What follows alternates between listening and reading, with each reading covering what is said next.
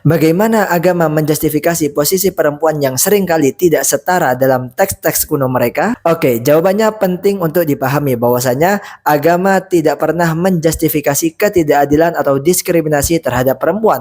Kalau dalam teks-teks kuno terlihat perempuan tidak setara, itu lebih banyak karena budaya dan tafsir manusia, bukan ajaran inti agamanya. Padahal di dalam Al-Quran sendiri Allah sudah menegaskan bahwa perempuan dan laki-laki itu setara dalam nilai dan pahala amal perbuatan.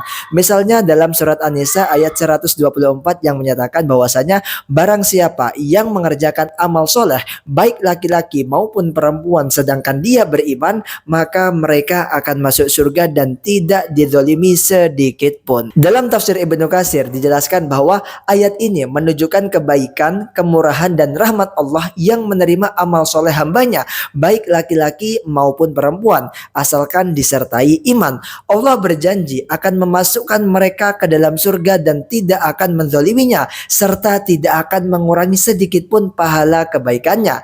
Namun di beberapa zaman tafsir yang dipengaruhi budaya patriarki malah menempatkan perempuan sebagai warga kelas 2. Salah satu contoh konkret dari hal ini terjadi pada masa kolonialisme di Afrika, terutama pada abad 18 hingga 20 ketika penjajah Inggris, Perancis, dan Belanda menerapkan struktur sosial yang patriarkal. Di Afrika prakolonial, banyak perempuan memegang posisi penting, baik secara ekonomi maupun politik. Tapi selama masa kolonial, hukum dan kebijakan penjajah lebih memihak laki-laki dan merampas hak-hak perempuan. Misalnya, perempuan yang sebelumnya terlibat aktif dalam politik lokal dan perdagangan mulai diabaikan oleh sistem kolonial yang hanya menunjuk laki-laki ke posisi penting.